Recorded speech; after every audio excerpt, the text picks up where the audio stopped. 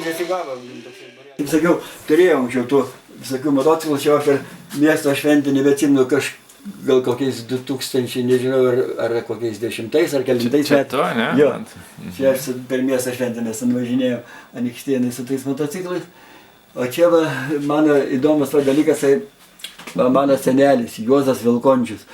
Ir va tas medalis, čia jo raštas, žodžiu, už gerą darbą irgi buvo miškininkas. Tai tokia irgi labai įdomi istorija su tuo medaliu buvo. Aš jį buvau ir praradęs, paskui vėl atgavau ir vienu žodžiu dabar jau jį saugau. Nu šiaip esu Anykštėnas, tėvai irgi čia vietiniai, mama pedagogė, tėvas miškininkas. Tai aš mokiausi Šiaulių pedagoginiam institute dailės fakultete ir grįžęs, buvo tais laikais imdavo visus į armiją, tai buvo proga išsisukti nuo armijos, jeigu dirbsi kaime.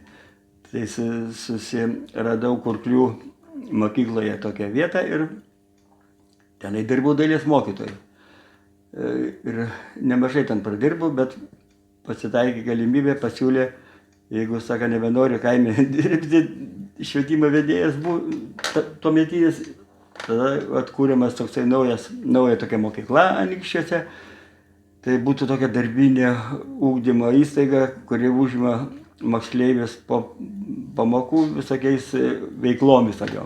Surinkti tokie, šiaip paveikslų yra labai daug, bet mažai sienų, tai šiek kai juos pakeičia kartais. Tai čia Anykštėno dailininko Latėno, jis ir dailės mokyklai yra dirbęs. Va tie arkliukai čia tose būdavo ir reklamuojame per parodas. O čia va jo darbai Latėno. Čia va yra mano darbas. Čia Latėno, čia va mokytojas Rytas Judelienis mūsų. O čia Anykštėno tokia irgi Tutkausis, čia kažkada dirbo ir kultūros rūmose, turbūt scenaristų ir tapytojas, jisai tokie įdomus darbai. O čia va mūsų irgi mokytojo Tomo Jurkėno tapybos darbas. O čia yra Anykštėno Petraškos, kur yra jo muziejuje labai daug darbų, bet ir pas mane yra keletą darbų. Tokių Anykštėno darbų yra. Čia tai turbūt Dailės akademijos kažkokie diplominiai studentų darbai. Iš kultūros namų tada vadinama toksai dailės studija. Jinai tada irgi atsirado mūsų mokykloje ir iš jos paskui išaugo ir dailės mokykla. Bet šiaip tai dar iki kokių 93 metų būdavo visokia būrelinė veikla. Tai ir vairuotojai, ir motociklistai, ir avimedeliuotojai, siuvėjai, kulinarai, visokie ten mezgėjai. Daug tokių darbščiųjų rankų būrelių vadinamų. Ir to pačiu ir meniniai, tai va taip teko visą laiką dirbti toj pačioj srityje, nors galų gale visi būreliai buvo apmokestinti, tada buvo toks momentas, kad tai jau pradėjo nykti, kadangi gal buvo kai kurie per brangu vaikam ir išliko patys tokie paklausiausi, tai labai ilgai dar laikėsi automobilizmas, tai buvo vairuotojo teisės mokiniai gaudavo, netgi profesionalo teisės, po to mėgėjo ir motociklisto. O čia ir vykdavo? Jo, šitos patalpose faktiškai... Iš to būrelio yra šitie? Jo, čia buvo, kaip tik šitose patalpose tokie garažai, laikydavo mokomai automobilį. Tai vat ir tokia istorija gausia ir mūsų mokyklos pavadinimas. Toks buvo Respublikoje viena tokia mokykla, kuri vadinasi Kūrybos ir dailės mokykla. Tai šiaip visai būdavo arba dailės mokykla, arba muzikos mokykla. O pas mus buvo Kūrybos ir dailės mokykla, nes kuriant dailės mokyklą nebuvo taip lengva padaryti atskirą dailės mokyklą. Vienu žodžiu, mums pasiūlė padaryti tokią prie tų jau veikiančių moksleivių šitų užsiėmimų, dadėti dar dailę ir pavadinti Kūrybos ir dailės mokykla. Tai kūryba būtų įvairi, ta kūryba techninė ir meninė. Ir ilgą laiką taip mes ir gyvenam. Nu, galų gale išnyko ir tas automobilizmas, ir liko tik tai dailės mokykla. Tai po kiek laiko netgi ir dailės mokykla jau dingo, liko meno mokykla. Tai dabar va, šiuo metu dailės ir muzikos mokyklos jau sujungtos ir vadinasi meno mokykla su dailės ir muzikos skyriumi. Dar yra liaudies menas, bet irgi velnias neša akmenį ir nori sudaužyti Anykščių bažnyčią. Tai va čia toks liaudies kampelis, tai va čia tokios liaudiškos skulptūrėlės. Tokios va Anykščių laimės žiburys kažkieno padarytas. Ir tie visi va tokie liaudies menas. O čia tokia biškai jau profesionalesnių skulptūrų yra. Čia va tų dailės kombinatų įvairūs, o čia gal kažkokie tai įdomesni. O čia va toksai mini arklio muziejus, visokių rūšių arkliukai sudėti. Tai va tokie. Nu, va čia va dar galiu parodyti, va toksai yra kūrinys įdomus. Mes čia dalyvavom tokia yra meno šaka dadaistai tokie. Tai čia va buvo toksai eksponatas, jis pakliuvęs į tokį katalogą irgi net va pieštuką didelį, reiškia, sukirankina ir daug išlenda mažų pieštukų. Tai va toksai špolsas. Muzikos instrumentų dar. Čia va dabar jau, kadangi jau ir muzikos mokykla ir dailės vienam jau meno mokykla, tai jau pradėjau kaupti ir muzikos tokius instrumentus. Ateina iš muzikos mokyklos mokiniai, pasižiūri, kaip atrodo tie senieji kažkokie tai instrumentai senesni, bet kanklis kokias tai. Nu, kolekcionavimas galbūt ir prasidėjo tada va, panašiai, kai pradėjau dirbti čia Anykščiuose. Tai va, tai kažkaip tai, gal tie radijo-imtuvai pirmieji man buvo, nes kai tėvukas mirė, tai jau liko jo radijo-imtuvų, nes buvo labai mėgėjas konstruktorius toksai radijo. Jo imtuvų liko, tada dar kokį gauna, dar gauna. Tai buvo 10, paskui 100, paskui keli šimtai. Ir va taip tų radijo-imtuvų susirinka daug. Bet aišku, kai įsikūrė dailės mokykla, tai viskas buvo reikalinga dailės mokyklai. Naują mokyklą sukūrus, tiesiog nebuvo jokių eksponatų, ką vaikai galėtų naudoti įvairiem kūrybiniam darbam, pastatymam, naturmortam ir taip toliau. Tai tada mes jau taip ir mokinių dar prašėm, kad kažkas kažką atneštų, jeigu turi kažkokį nereikalingą. Bet paskui jau aš pats susirgau šitą ligą ir tiesiog jau ne vien tik meno visokius eksponatus rinkdavau, bet ir viską, kas būdavo sena ir įdomesnė tokia. Tai aišku, pagrindė mokyklai buvo reikalinga tai visokie keramika, ten visokie skulptūrėlės, visokie dailės kūriniai, tapybos, ten darbai, grafikos. Bet po to ir prasidėjo ir tokie visokie. Buvo dar vienas momentas, kai labai buvau susidomėjęs technikas senovinę. Tai turėjau ir daug motociklų ir mašinų, bet šiuo metu atliko tik tai čia, kiek matosi, liko. Tai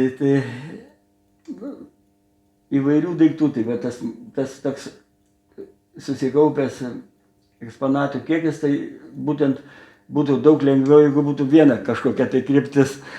Na, čia tai faktiškai visko po truputį yra, bet labiausiai tai domina kažką rasta anykštietiško, kažką grinai iš savo krašto, tai čia va tas labiausiai rūpi.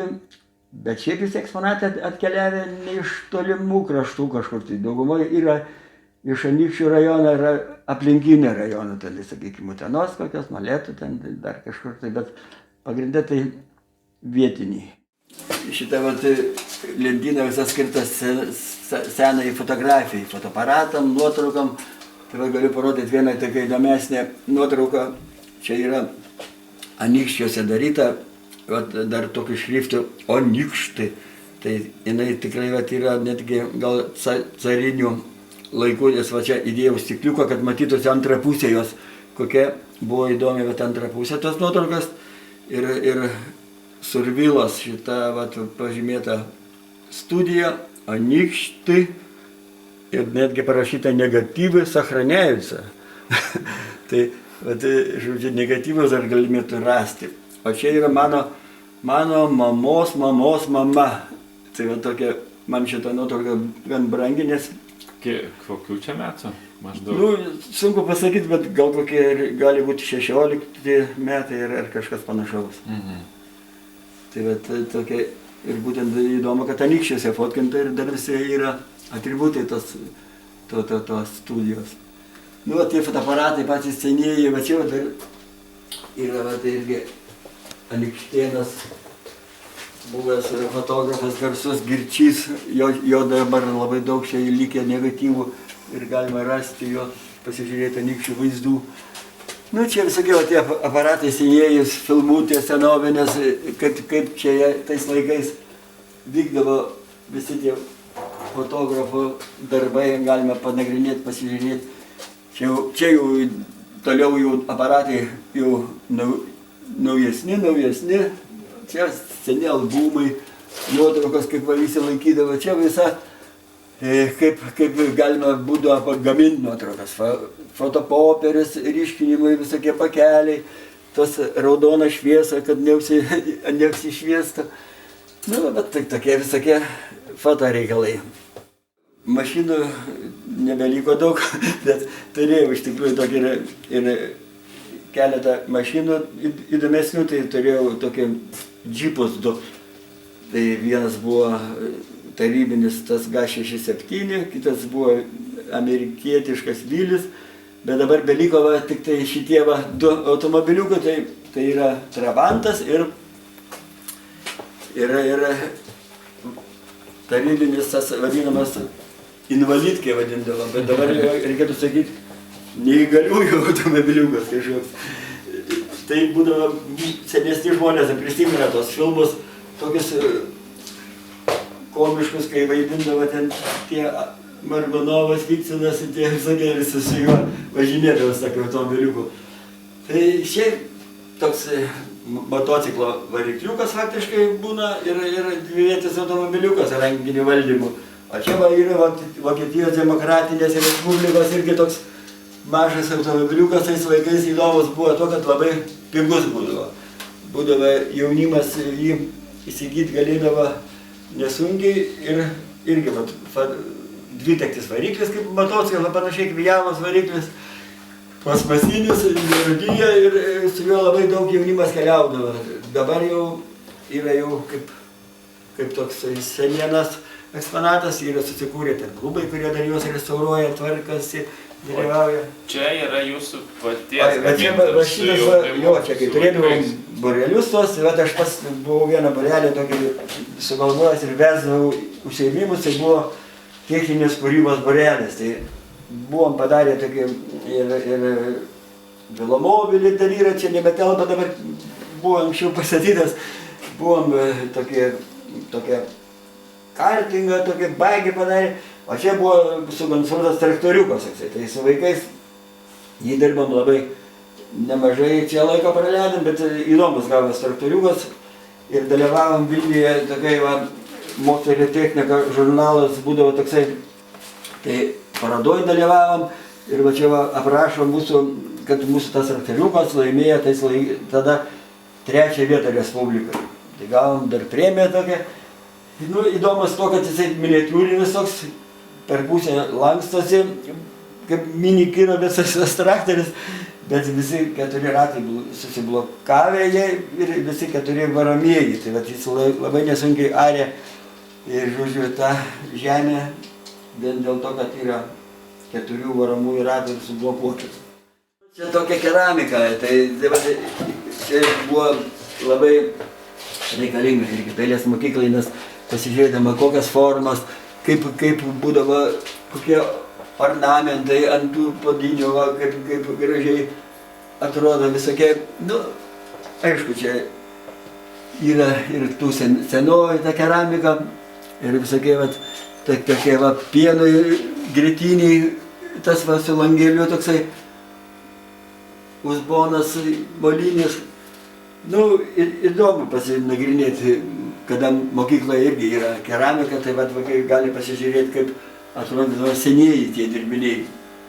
Aš jau buvom surinkę su mokiniais, nutarėm surinkti, aš dar dėstytau kompoziciją dailės mokyklai, tai būdavo mums įdomu pasižiūrėti, sakom, pabandom surinkti arbatinukus bet kad būtų visi skirtingi. Tai va, kiek jų pririnkom, bet jie skiriasi. Tai forma, tai spalva, tai dar kažko. Ir panagrinėjom, kaip vat, buvo koks to tiesiog daikto dizainas, kaip kokia rankena, koks tasai įpilimas, kaip tobulėja, kad nenusidegindam rankenas, kad neapsipildum, nu, tai tokie visokie įdomus.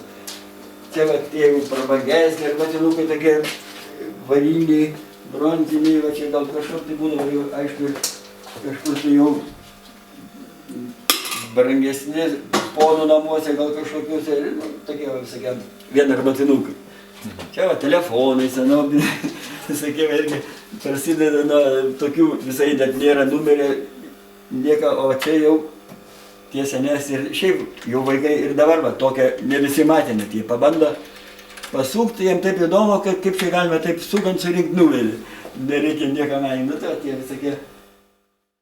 Turiu minti, kad reikia būtinai pradėti kažką tai kurti, užsiimti kažkokią tai dailės veiklą, bet va, dar vis taip. Nu, dar vieną pomėgį turėjau, tai aviacijai.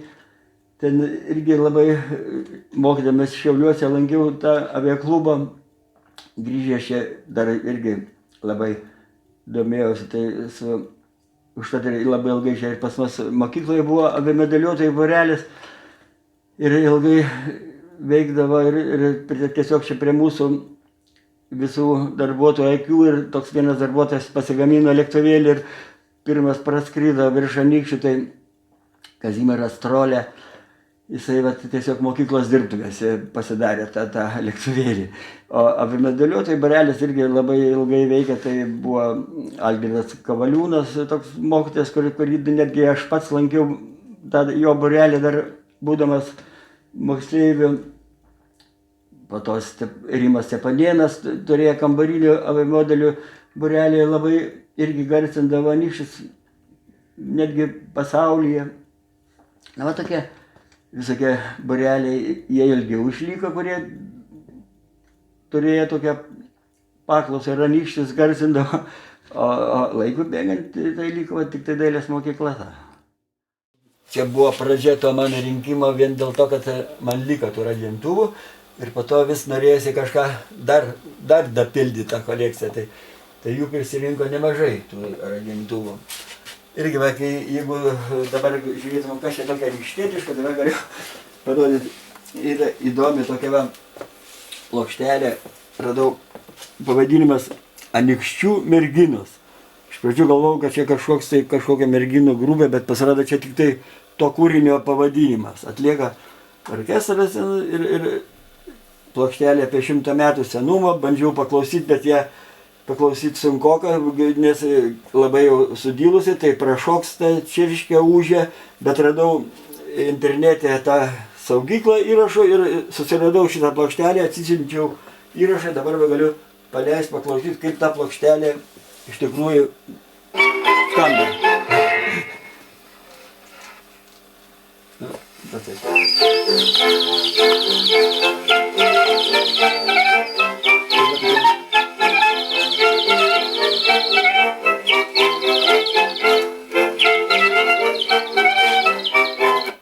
Va tokia muzika, čia tokias plokštelės, bet įdomus pavadinimas, Anykščių merginos, tai reiškia buvo matyti gražios merginos, kažkam tai užkliuvo, kad tokį duot kūrinį pavadinimą. Nu, čia daug tokių visokių yra va, tas lietuviškas magnetofonas Aidas, yra daug va čia įvairių tų lempinių aparatų, netgi va padėjau tokį ten, va, matant, toksai va stiklainį su tokiam detalėm. Tai vaikam parodau, kas yra tame stiklainyje, tai vat, kas buvo šitose aparatuose, nes jie neįsivaizduoja, kas čia viduje yra. Dabar atidarius dabartinį prietaisą nieko nerandi, o ten būdavo kondensatoriai, varžos, diodai, tranzistoriai, visokie. Nu, daugiau čia įdomių tų aparatų yra, čia va, gal įdomesnis va, aparatas toksai festival su tokia va, distanciniu valdymu. Tai va įdomus tasai. O ką būtent tie mygtukai darydavo? Dabar viską tą patį, ką šitoj radijai gali maigyti. Čia atsigulęs ant fotelio kažkur atsisėdęs, nereikia keltis, gali valdyti radijo imtuvą tą. O tas laidas toks būdavo ilgų, jo, būdavo ilgesnis? Ne, ilgas, jisai ilgesnis yra, bet iki radijas turi daryti toks laidas. Bet tai jau buvo pramaga tokia, kad jau gali gulėdamas ar sėdėdamas nereikia tau keltis. Kokį seniausią turit? Nu, seniausiai tie detektoriniai radijo imtuvai, tai čia gal būtų seniausias gal būtų va šitas, va, jo tiek dalykai, va, nu, čia daug ir nebūdavo, bet klausydavai per ausinės tokias ir faktiškai kelias detalės ten būdavo, tam aparate, tai būdavo. O kas ten viršui, dažnis? Jo, čia toks kintamas kondensatorius, bet pagrindinė būdavo detektorius, tas vadinamas diodas, rytė ir kondensatorius kintamas, ir antena didelė. Ir užtekdavo, kad galime pagauti kažkokią bangą ir klausytis. O kažkada esat minėjęs, kad jūsų tėvukas užkabino, tai vat kažkurių yra eksponatų. Jo, tėvukas, va, dar tėvuką, va čia nuotrauką padėjau, nes iš tikrųjų tėvukas, čia man tokia užkabino su to radijo aparatais. Tai dar va, tėvuko yra įdomus va, šitie du aparatai radijo, tai daug pas mane kartais atvažiuoja kiti kolekcionieriai radijo, tai va sako, tokių aparatų tai neturi niekas, tik tai tu, nes čia tėvuko pagaminti. Iš tikrųjų ir dėžutė, tas dizainas visas, ir vidus, visi elektrinė dalis, tai abudu tie aparatai jo pagaminti, veikiantis, klausydavai jisai jos, nu, aišku, čia tie visokie jungtukai nuo kažkokių radijų nuimti, bet viduje viskas jo mobiliųjų telefonų, tai va tie visokie radijo sistuvai, kai važinėdavo čia į Kolūką pirmininkai, tenai turėdavo dar kažkokie prašmatnesni žmonės, tai mašinose turėdavo jau tokius radijo ryšį, bet jie irgi būdavo tokie senesni. Va čia va tas va, toksai sparnai tokie įdomus, tai yra, čia jie pasikabina ant lubų, po apačiai būna žibalinė lempa ir kai lempa dega, šiluma eina pro tos metalinius tokius sparnelius ir čia yra toks šilumos generatorius. Gamina elektrą, kur užtekdavo va tokiam va radijam klausyti. Kol lempa dega, tol radija groja. Tai mano senelis dar tokia turėdavo, atsimenu, Amerikos balsą klausydavo, mes dar mažai žiūrėdavom, jis užsidega tą lempą ir klauso. Nu, va, o kuris jums pats brangiausias eksponatas? Ar šitas jau kur tėčio gamintas, ar dar kažkas? Tai kas nu, gal čia iš tikrųjų tai gal būtų ir brangiausi va šitie tėvuko gaminti radijo aparatai. Ir dar va mūsų namų radijo aparatas nuo vaikystės, mes čia klausydavom, toksai lempinis aparatas Minsk, čia būdavo plokštelės ir klausydavom tas plokšteles, tai vat dar įdomi istorija su tuo aparatu buvo, kad aš dar, kai nelabai čia dar kažką užsiimdavau tom kolekcijom ir tą aparatą jau buvau pardavęs. Nes tiesiog ir tėvukas leido, ten toks vienas jau mano draugas rinkdavo aparatus, kaunietis ir buvo parduotas, bet kai pradėjau paskui viską čia pas ir galvojau, tėvuko aparatą tai nėra, tai atsipirkau aš jį atgal. Vienu žodžiu, tas žmogus man sako, jeigu čia tavo tikrai tėvuko, tai tu jį dabar turėk ir jisai dabar va čia irgi toks brangus man yra. Pasvarstot, pagalvojat, ką norėtumėt nupiešti, nutapyti? Na, nežinau, šiaip buvo vienas momentas, kai labai buvau miškais susidomėjęs, buvau sukūręs tokią piešinių seriją, nu, tapybos darbų tokių su Anykščių šileliu, ten išleidom keletą tokių leidinėlių. Nuo vaikystės gyvenau ten dabar, kur yra Anykščių spa, anksčiau buvo poilsio namai Anykščių, tai tas Vilniaus spa. Tai ten tiesiog mūsų namai buvo ant Marčiupio upelio kranto. Tai va tokia vieta irgi Anykščių šilelis. Ir gamta traukianti tokia. Toks kampelis toksai, kaip ir liaudės menas, visokios skulptūrėlės, šitie vadinami rūpintojėliai, saulutės ir tokie visokie religiniai, tokie būdavo altariukai, namuose žmonės turėdavo, toksai kampelis, kas daugiau su religija įvairių, tokių atvirukų, šitų religinių, visokiausių kryželių, saulučių. Koks yra jūsų santykis su religija? Ar tikit, ar jums reikia kažkokių simbolių namuose turėti su religija? Šiaip tikintis, kad ir mama, kaip sakyt, mokytoja buvo, tais laikais nelabai galėjo į bažnyčią, bet vis tiek nuo mamos, nuo visų būdavo ta įskiepyta ta tikybą.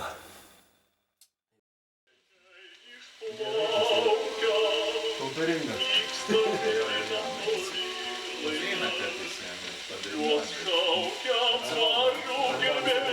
Įdomus saldainiai, skerdėti, kažkokį tai lėktuvų.